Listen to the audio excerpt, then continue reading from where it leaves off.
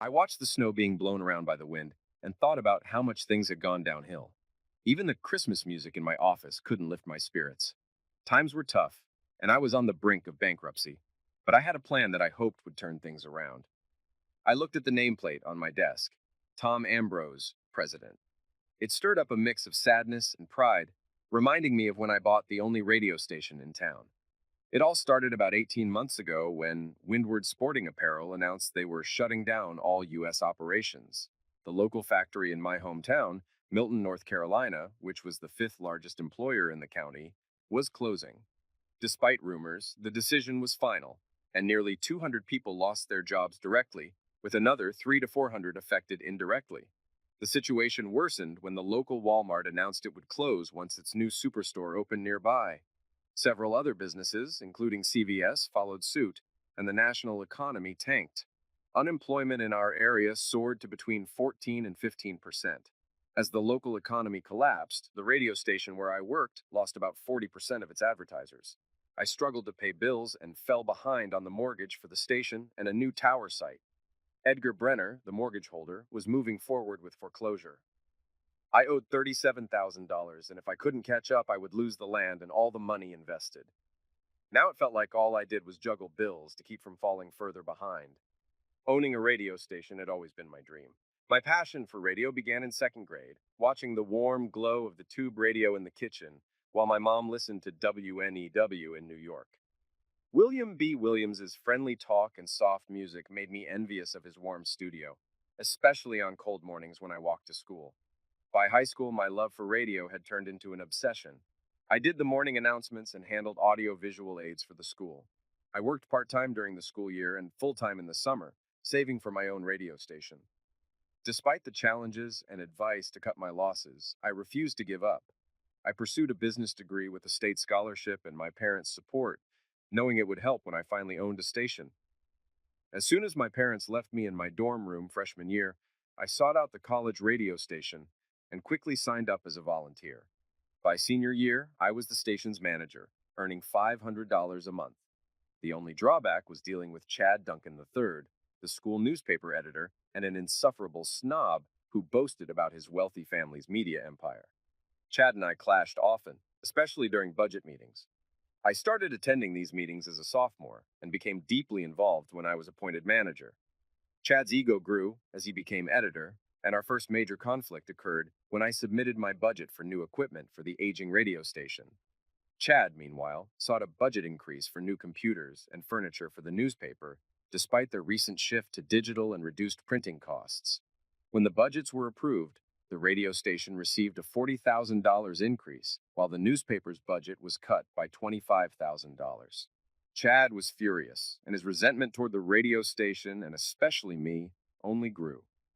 Since freshman year, Chad Duncan III had a girlfriend, Amanda Edwards, who was cute but not stunning. Chad broke up with her halfway through senior year, which devastated Amanda, a columnist and interior design major. She started working at the radio station, where I hired her as a roving reporter and editorial writer. Chad was furious about this and intensified his attacks on the station through the school newspaper.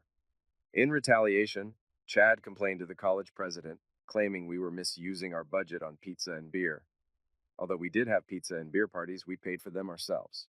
I defended the station with receipts, and no action was taken against us. Despite my attempt to resolve the feud, Chad saw it as weakness and escalated his attacks. We eventually got our revenge with the help of computer science major Billy Williams. Billy figured out how to intercept and replace the newspaper's digital files with our own edited versions. We filled the paper with nonsense stories, limericks, incomplete sports scores, and silly editorials demanding things like nap time and beer from drinking fountains. When Chad saw the altered paper, he was furious. His staff found it hilarious, which only made him angrier. The campus loved the prank, but Chad was determined to find out who was behind it. He stormed into my office, accusing me of the prank, and vowed to get revenge. Despite the prank's success in stopping Chad's negative articles about us, the administration had reprimanded him for misusing his position. Chad was the type to hold a grudge.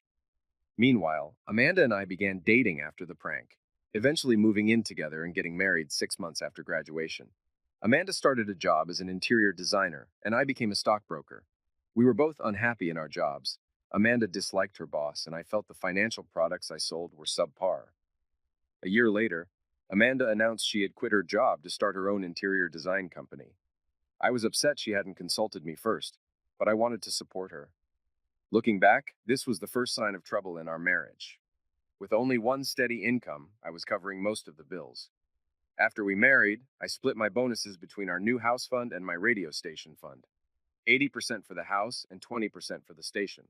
Amanda contributed cash from her jobs to the house fund, but when she quit without discussing it, I changed the split to 50/50ths. Amanda was unhappy and stopped contributing, which should have been a warning sign. About a year later, my job offered me a chance to open a new office in Greenville, North Carolina.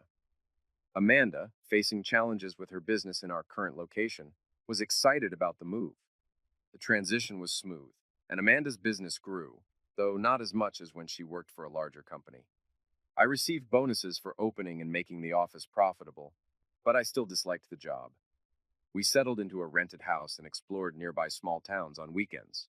Amanda hunted for furniture and accessories while I searched for antique radios, including one like the model my mother used. On one of our day trips, Amanda and I visited Milton. After exploring the antique stores and having lunch, we wandered into a residential area. Amanda, captivated by the variety of houses, insisted we check out a two-story colonial house with a for sale sign. It was an open house that day, so we went inside. While Amanda toured the house a second time, I noticed a radio station across the field behind it. The sign read WJTW, 1590 AM, your hometown radio station, though the lettering was faded.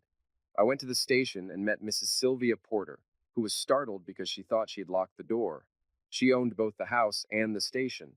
Her husband had expanded the station years ago and built the colonial house for their family.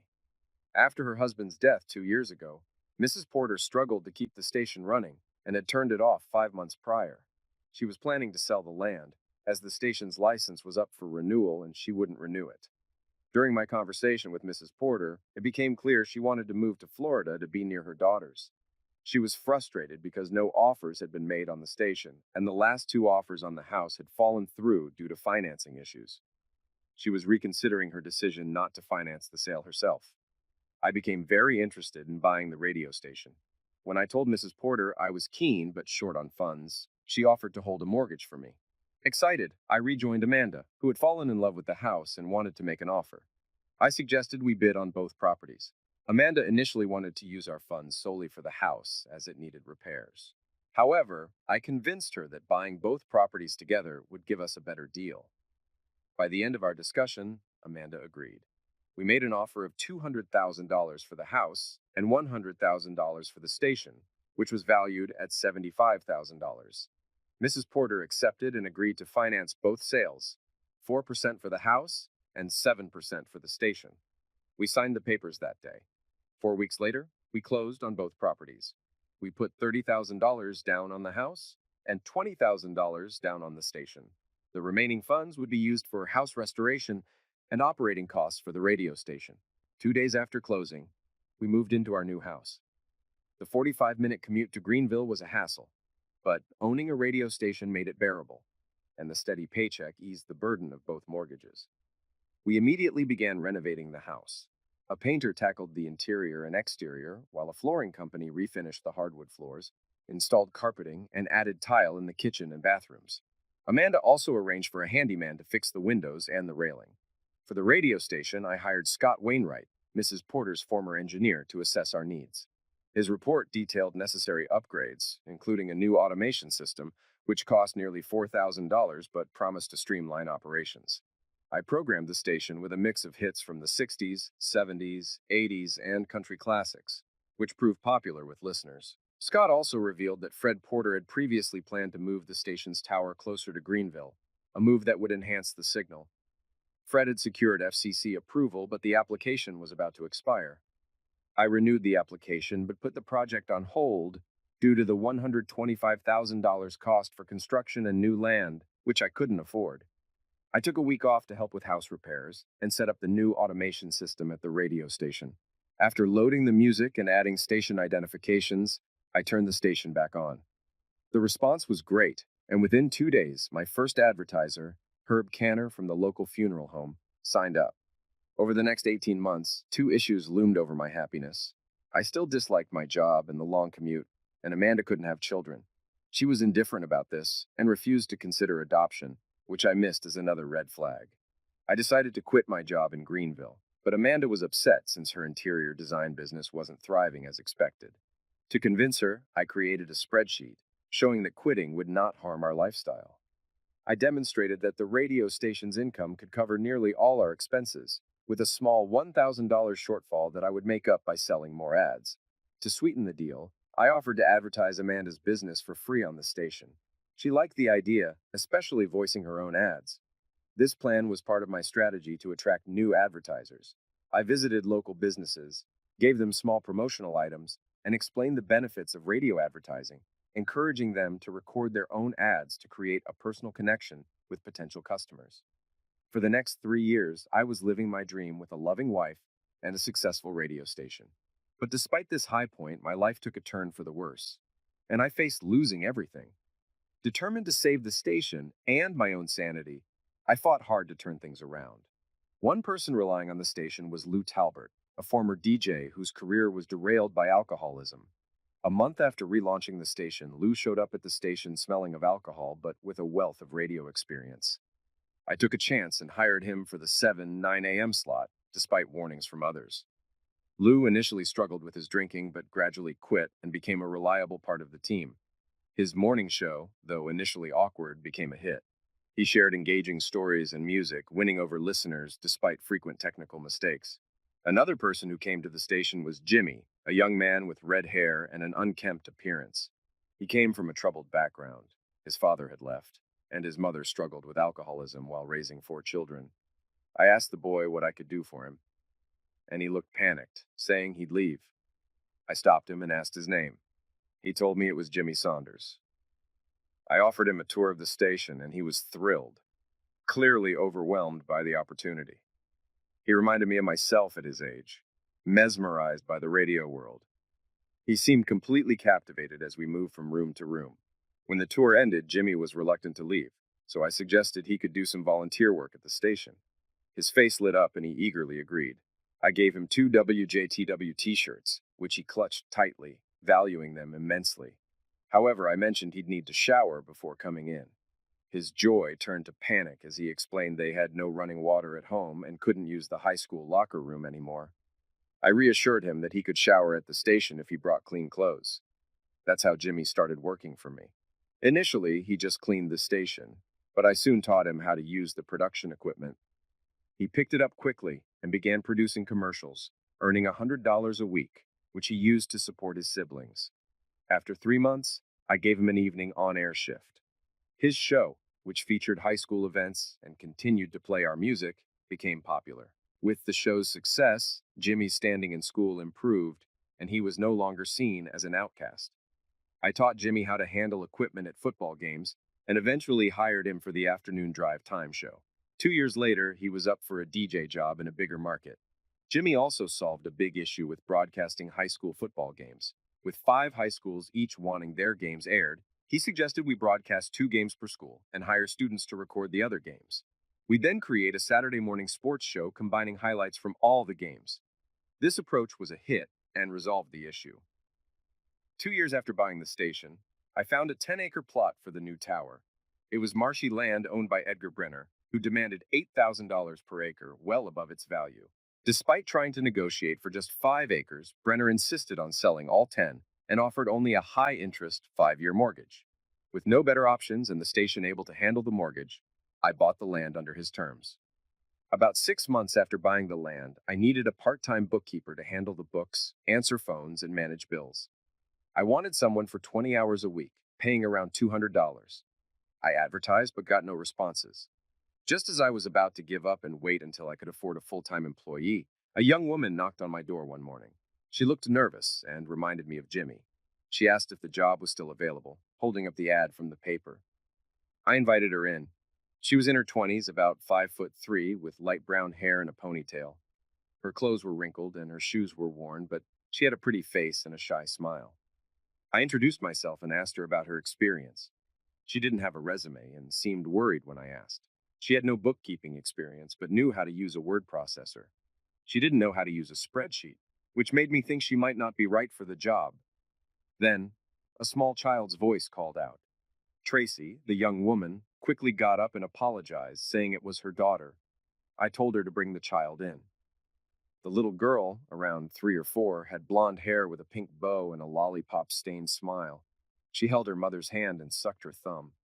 After Tracy settled back in her seat, Kimberly climbed onto her lap, resting her head on her shoulder and asking if they could eat soon. Tracy explained they would after she finished. I offered Kimberly a cookie from a Tupperware container, which made her eyes light up. I gave her a couple more and mentioned they were homemade chocolate chip cookies from Mrs. Myers, who brings them weekly as a kind of bribe to keep playing certain music. Kimberly eagerly ate the cookies while Tracy had one too, keeping her gaze on me, clearly anxious about the job. Seeing Kimberly in Tracy's lap and recognizing her need, I decided to offer her the job. Tracy was thrilled and grateful. I told her I'd get a W-9 form ready to complete the paperwork. As I headed to get the form, I overheard Kimberly asking if they had to sleep in the car again that night because it was cold. Tracy's sad response made me reconsider. I returned to offer them a tour of the station, starting with the radio side. Kimberly was fascinated to see the live broadcast. I saved the residential part of the tour for last, explaining that the previous owners had lived in the building while raising their kids until they moved to a new house, which my wife and I later bought along with the station. I showed Tracy and Kimberly around the residential side of the station and then made an offer. I suggested they use the space at the station until they found their own place. I reassured her it was a common practice. Both Jimmy and Lou had stayed there before. Tracy seemed hesitant, but appreciated the offer, saying they didn't have a place yet. I quickly put a new lock on the bedroom door and handed over the keys. I pointed out the fridge with leftover pizza and soda and reminded her to finish the cookies in my office. Tracy moved in and started working at the station. Though she initially said she'd find a place soon, she later admitted she couldn't afford one. She had left an abusive boyfriend and was grateful for the shelter. Hiring Tracy turned out to be a great decision. She mastered the spreadsheet program in no time, reorganized our file system, set up a billing schedule, and worked far more than the 20 hours she was hired for without complaint. After 3 weeks, I felt bad for paying Tracy so little, so I raised her salary to $250 a week and offered her a 25% commission on any advertising sales she brought in. Tracy excelled in sales and soon earned an extra $500 a month in commissions. I enjoyed having Tracy and Kimberly around. Tracy was always willing to help, and Kimberly, though not allowed in the locked transmitter room, played in the studios when no one was working. Amanda wasn't pleased about Tracy and Kimberly staying at the station. She worried about the image despite knowing they were living out of their car. This should have been a warning sign, but I missed it. Despite this, things seemed perfect. Amanda's business was thriving thanks to our ads, and our neighbors were friendly.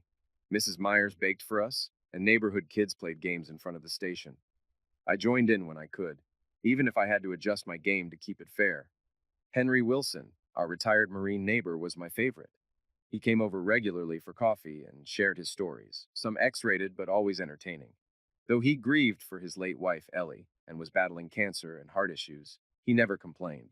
He struggled financially with his medical bills and refused to go to the local VA hospital, which he deemed subpar. I agreed, thinking it was disgraceful how we treat many veterans. People often say you can count on death and taxes, but they're wrong.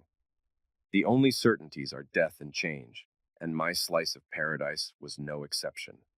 The local economy started to crumble with the Windward factory's closure, followed by Walmart and a major drugstore leaving.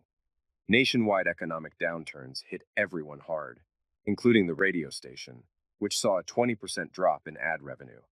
I tried to mitigate the damage by bartering for essentials like gas and gym memberships. Things seemed to stabilize briefly, but then the Braxton Machine Company, a major local employer, moved its operations to Mexico, causing further economic strain. Smaller businesses began to fail, prompting the Chamber of Commerce to seek new businesses to replace lost jobs. I was elected to the committee working on this. Then Chad Duncan III arrived, a new player in our little town. His family owned numerous newspapers, magazines, and TV stations. Chad hired Amanda to decorate the office for his new newspaper, the Milton Free Press. Despite my unease, I didn't act on it. The chamber saw Chad's move as a positive sign, but it was misleading. The newspaper hired only 3 locals and outsourced everything else, including printing. I had several chances to talk with Chad at chamber and civic events. He seemed friendly, and I thought our college differences were behind us. Chad appeared to fit in well, donating generously and joining local service clubs. He was expanding his family's media business into the Southeast, with plans for new newspapers and a fishing and hunting magazine. Despite his business ambitions, Chad seemed more focused on helping Amanda with her business. Amanda started coming home later and staying overnight in Greenville for meetings, which were major red flags. I noticed Amanda distancing herself from me and tried to win her back with flowers, gifts, and dates, but nothing worked. I tracked her phone and discovered she was spending nights with Chad. Furious, I contemplated confronting him, but realized it would only land me in trouble. Amidst my economic struggles, my wife of 8 years betrayed me for someone I despised. It was incredibly painful. I decided to end things myself rather than beg like my Uncle Fred, who had a breakdown after his wife left him. When I came home one night, I found Amanda and Chad in the living room. Amanda, looking nervous, and Chad with a smirk, were ready to tell me it was over. It dawned on me that Chad had finally gotten his revenge for our college prank by taking my wife. Two things helped me cope with my divorce. First, when Amanda told me she wanted a divorce, I maintained a calm demeanor and simply said, "Okay with me." My lack of visible emotion seemed to unsettle Amanda and frustrate Chad, which reinforced my decision to act as if the divorce was no big deal. Second, during negotiations, Amanda wanted the house, and I wanted the radio station. She suggested getting half of the station, but I calmly told her she could have it, including half of its debts, which made her reconsider. We agreed to appraise both the house and the station. The house was valued $20,000 to $40,000 more than the station, but Amanda complained about paying even $10,000 based on the lower estimates. Despite her complaints, I stayed composed and asked my attorney to seek alimony from Amanda, who was earning more from her business, thanks in part to Chad. Amanda was infuriated by this, and the divorce stalled until I suggested a face-to-face meeting. While managing the station financially, I also spent time devising ways to get back at Amanda and Chad, eventually coming up with a couple of plans to hurt them a bit. The first thing I did was pull all of Amanda's commercials from the air and offer an incredibly low rate to Maggie's Interior Designs, a competitor. When Amanda found out and called me, she was furious. "You've got to be kidding me, Amanda," I said incredulously. "We're getting a divorce.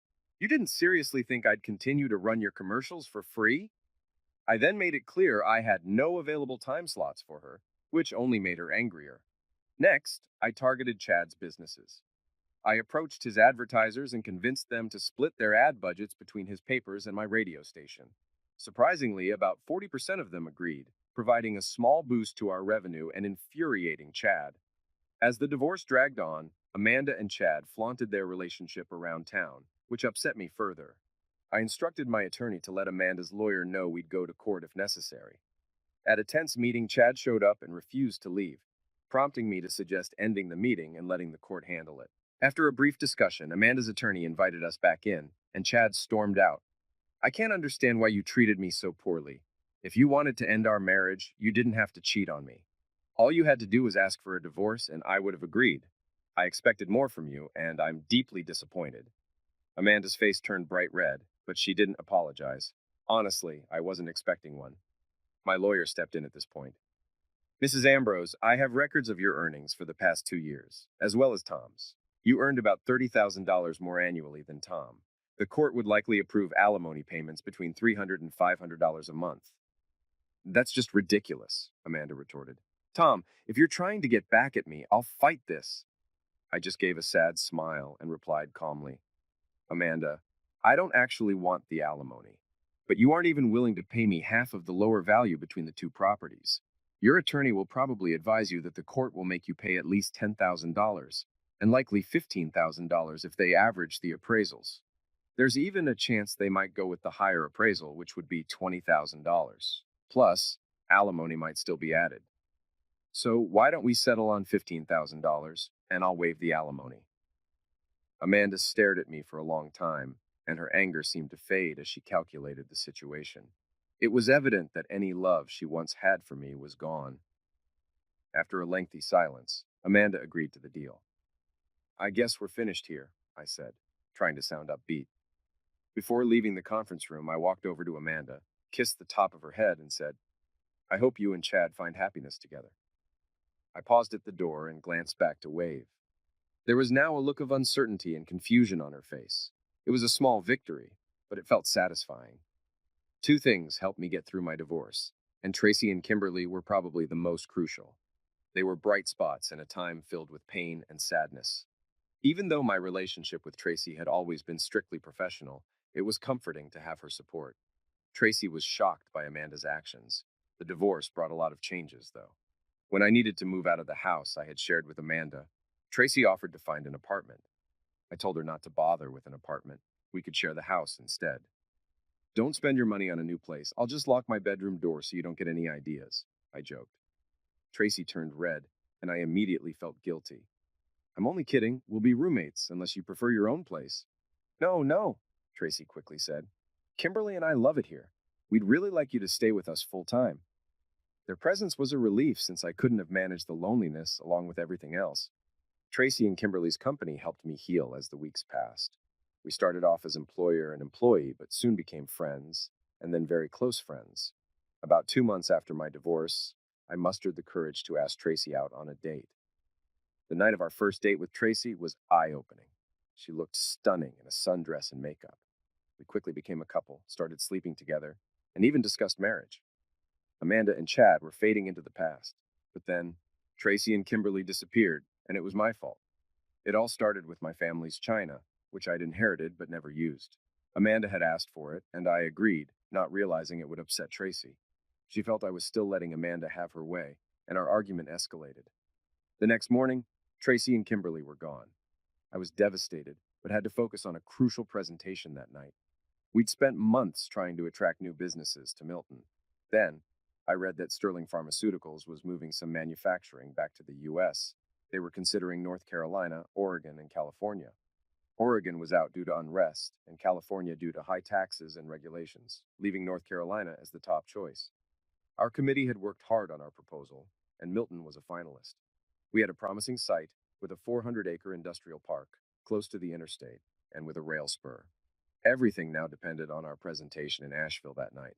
I was chosen to give the presentation to Sterling Pharmaceuticals.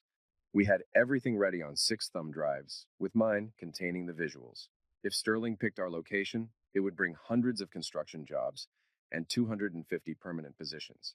Abbott Medical Supply also showed interest in our area if Sterling chose us.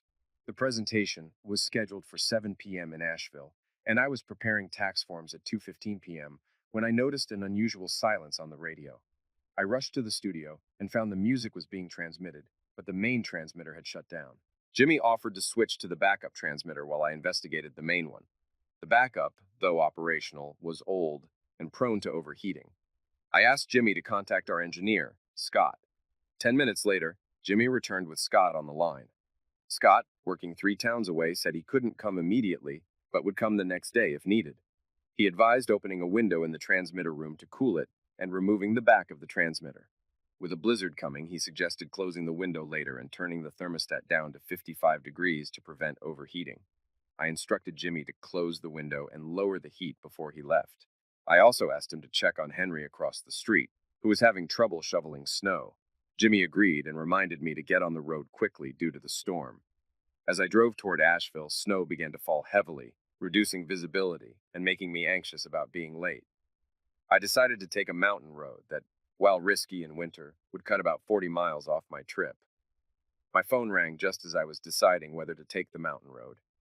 It was Stan Willard, the mayor and chamber president, who was panicked because he'd forgotten his thumb drive, and Anne couldn't come due to a family emergency. He insisted it was crucial that I make it to the presentation, as Sterling Pharmaceuticals was likely to choose our location.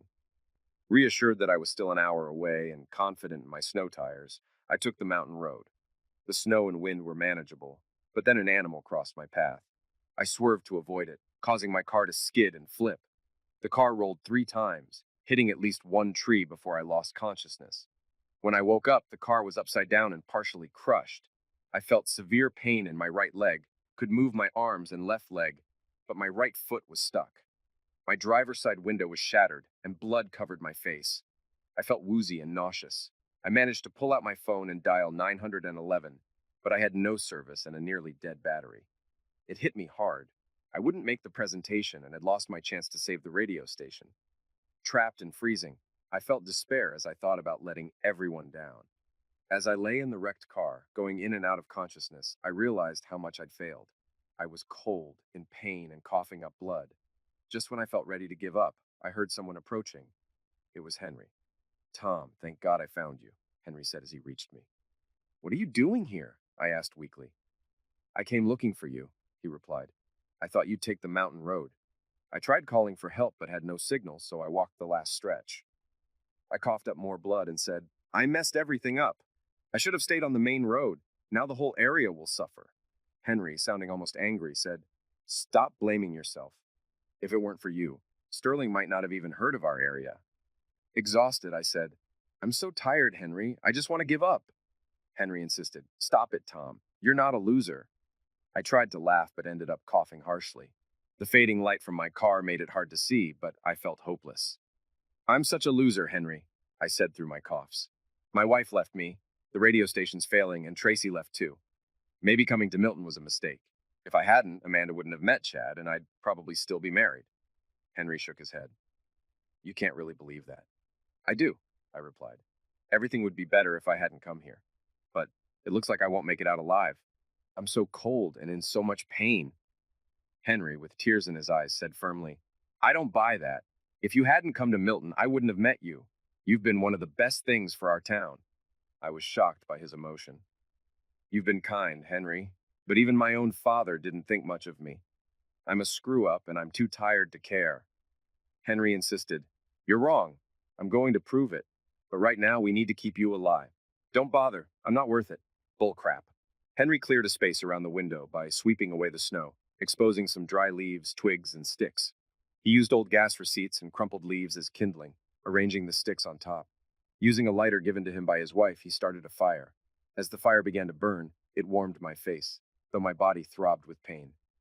Henry continued to feed the fire, and while it provided some warmth, I stared at the flames, lost in thought about my life's failures.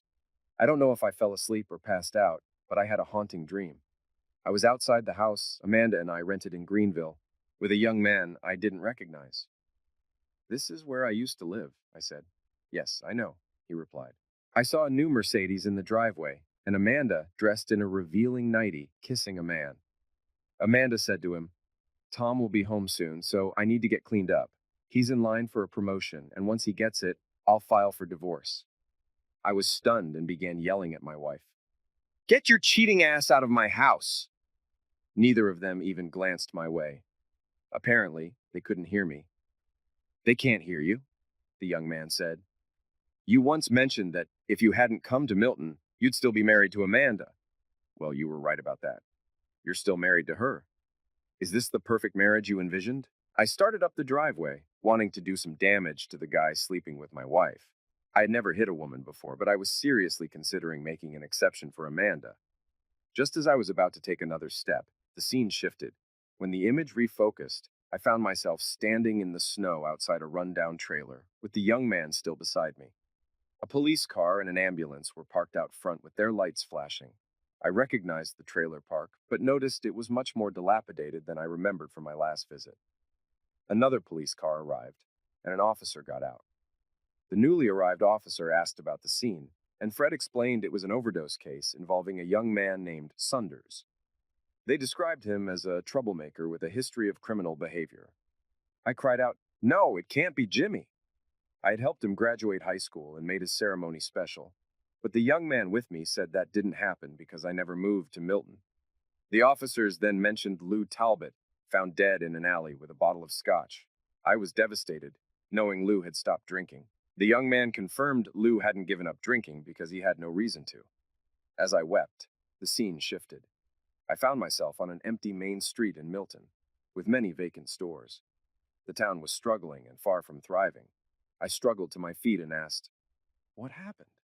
The economy was bad, but not this bad. The young man explained, You never moved here. No one knew about Sterling Pharmaceuticals, so they set up elsewhere. Without you, no progress was made. The town has hit rock bottom and will take a long time to recover, if it ever does. In shock, I watched the scene shift. I found myself at an abandoned Walmart, where a single car stood in the shadows. It was Tracy's car. As I ran over, I saw Tracy and Kimberly in the back seat, huddled under a thin blanket. I screamed, Wake up, Tracy, please wake up. But they were dead. This can't be, I cried. Tracy had a key to the station. She wouldn't have left Kimberly in the cold. The young man said softly, "There is no station because you never came to Milton." Overwhelmed, I collapsed onto the snow-covered parking lot, weeping uncontrollably. When I opened my eyes, I saw Henry tending to the small fire. "How do you feel?" he asked, clearly worried. "Not good," I replied weakly.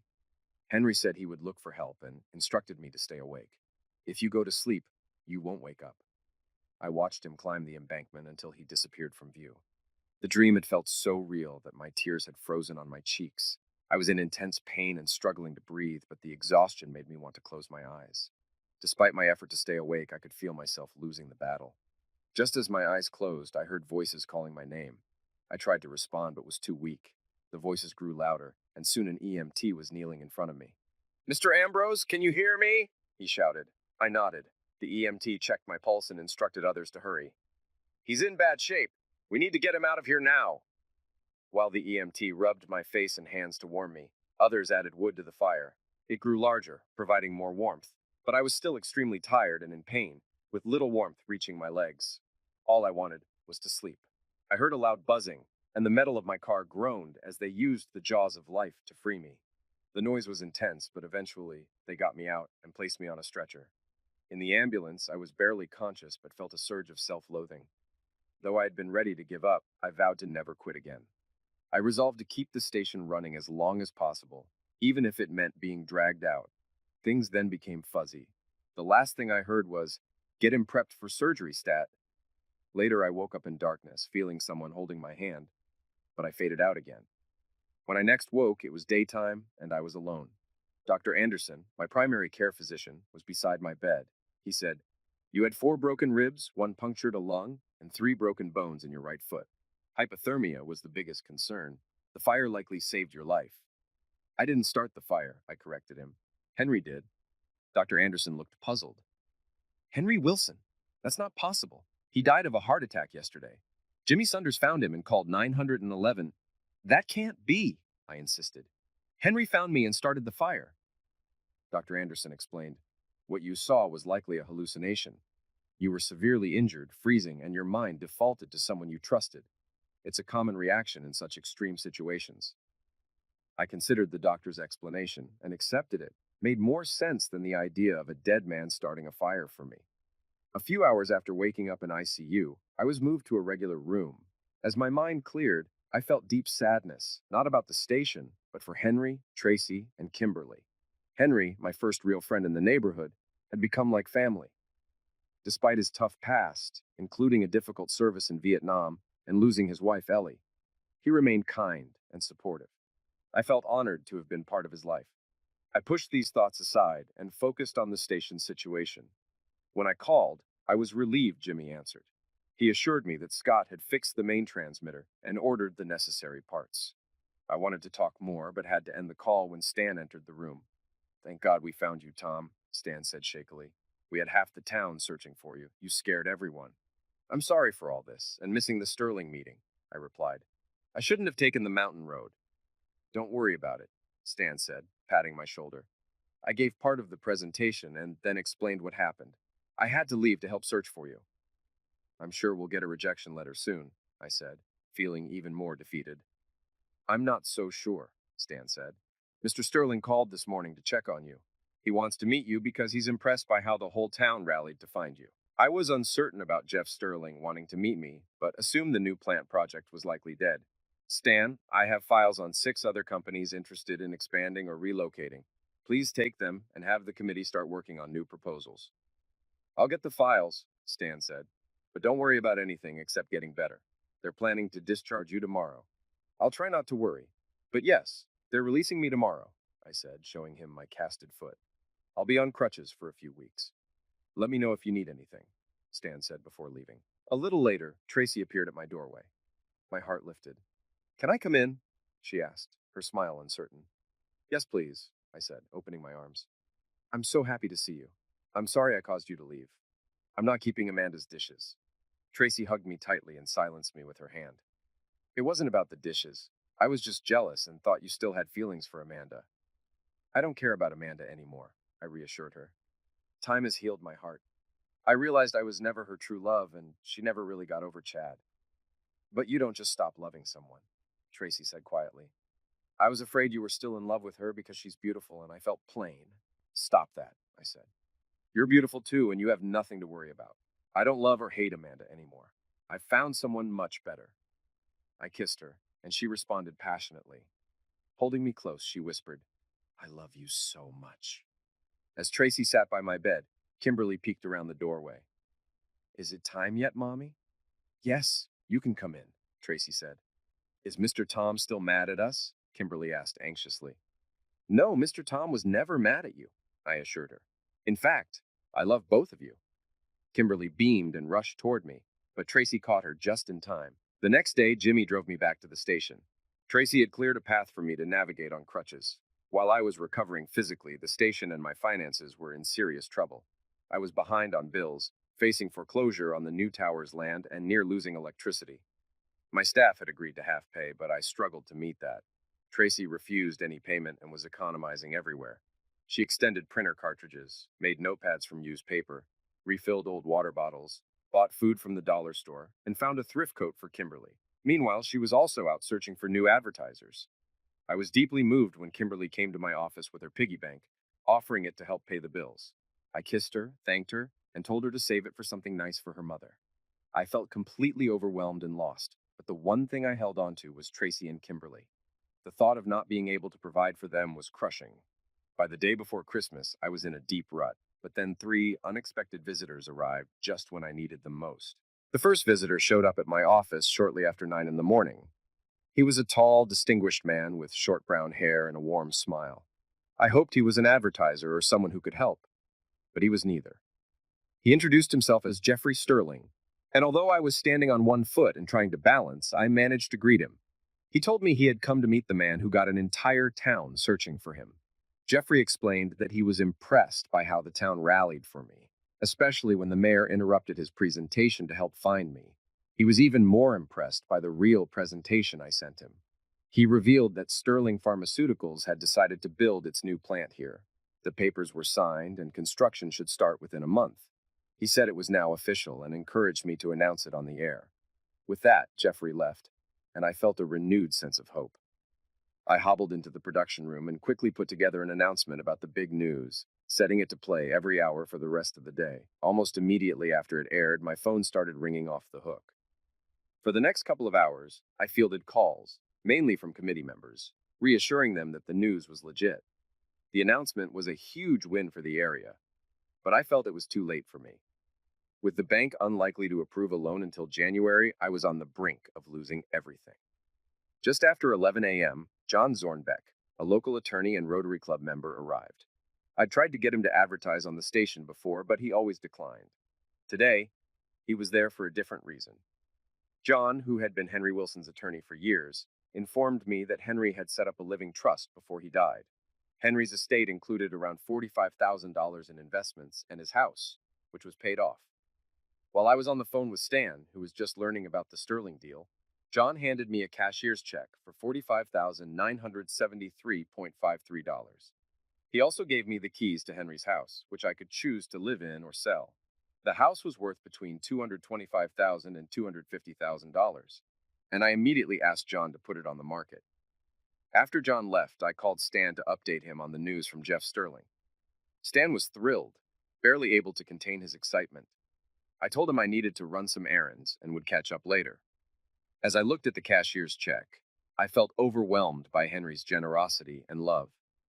It made me think back to the dream I had while trapped in my car, and I was convinced it was Henry's influence that pulled me through.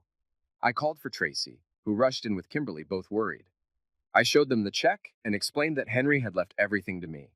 John had cashed in his investments and given me the check.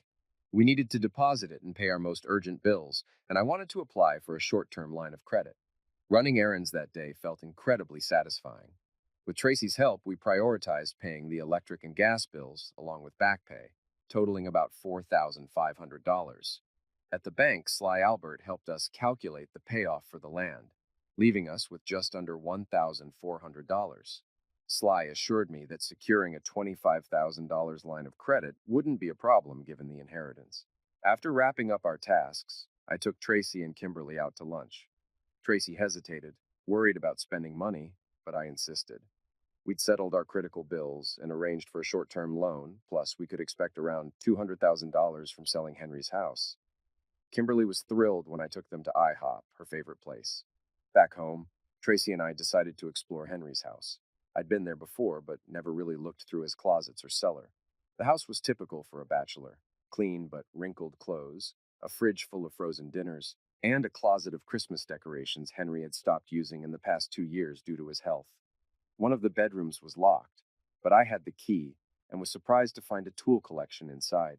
About 30 tools, including 5 valuable antiques.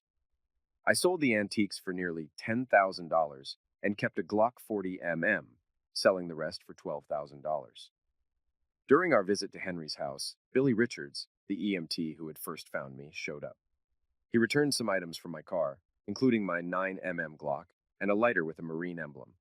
The lighter was definitely Henry's, though he'd never been in my car. I accepted it, puzzled.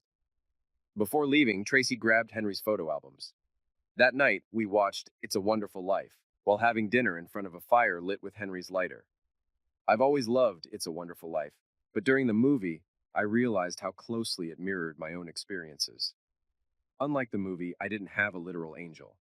My ordeal was a wake-up call that reminded me of my core values. After the movie, I tucked Kimberly into bed and joined Tracy, who was looking through Henry's photo albums. I was struck by a photo of a young Henry and his wife, Ellie. The young Henry in the picture was the same person who had appeared in my dream. I understood then that Henry had been my real angel. The Christmas was unforgettable. I was with my loved ones, and thanks to Henry's generosity, my financial worries were eased. Although the economy was still tough, optimism filled the town. 6 months later, Tracy and I got married, and 7 months after that, we had a son named Henry. His birth came with challenges. His lungs were underdeveloped, and he struggled with fatigue. When COVID-19 hit, our fears grew. Henry contracted the virus, starting with a mild cough and fever. Despite conventional treatments failing, our doctor, who researched alternative methods, eventually administered less common drugs. However, Henry's condition continued to worsen, and we were advised to prepare for the worst. Only one of us could be with Henry at a time, so Tracy and I took turns at his bedside. While I struggled, Tracy was barely holding it together. My biggest worry was Kimberly, who had taken on a motherly role with Henry since his birth. She was devastated and spent much of her time crying in her room, clutching Henry's teddy bear. On the 8th morning, I woke up to find Henry awake and watching me. He smiled and asked for pancakes, which was a joyful moment for me. The nurse suggested starting with apple juice and toast, and Henry ate it eagerly. From then on, he improved daily, and after 3 more days, we could take him home. Bringing Henry home was a moment of great relief, especially for Kimberly, who was overjoyed and wouldn't leave his side.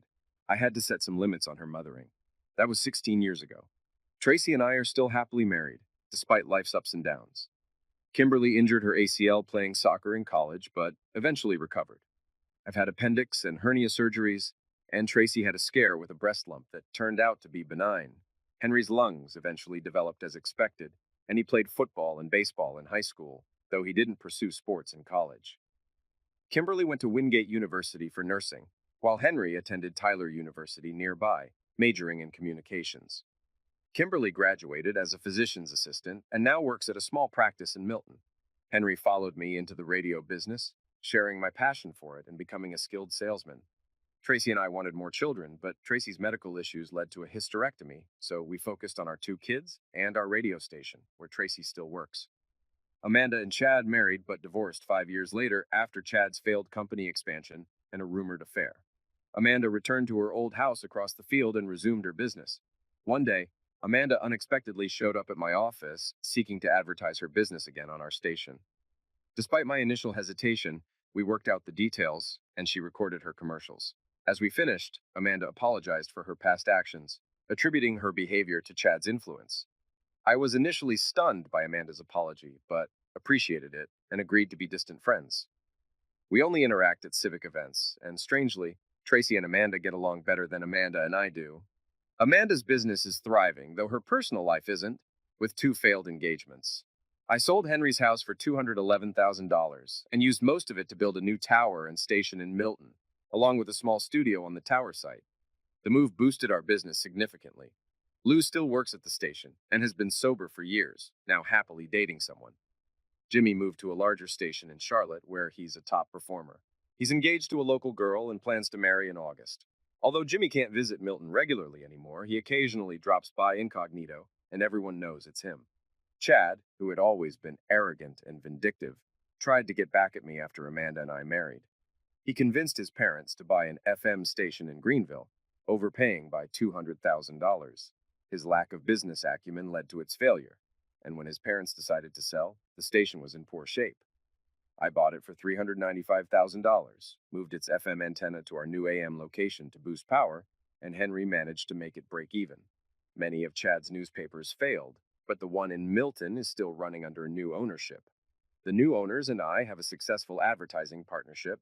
Chad is rumored to be working at a newspaper in Maine, but his brother Michael will now run TriStar, as Chad's father has retired. It's Christmas again, and we watch It's a Wonderful Life every year in front of the fireplace, lit with Henry's old lighter. I'm grateful for Henry's protection and want to share a final story. After recovering from COVID, Henry told me he dreamed of walking toward a bright light, but was stopped by a soldier who led him back, saying they'd see us all again someday. I've shared that story just a few times, and naturally, only my family really believes it. Whether others believe it or not doesn't matter to me. Ever since my car accident, I've felt that Henry has been watching over me like a guardian angel, and I'm grateful to have been his friend. Happy holidays, and as Tiny Tim remarked, bless us all.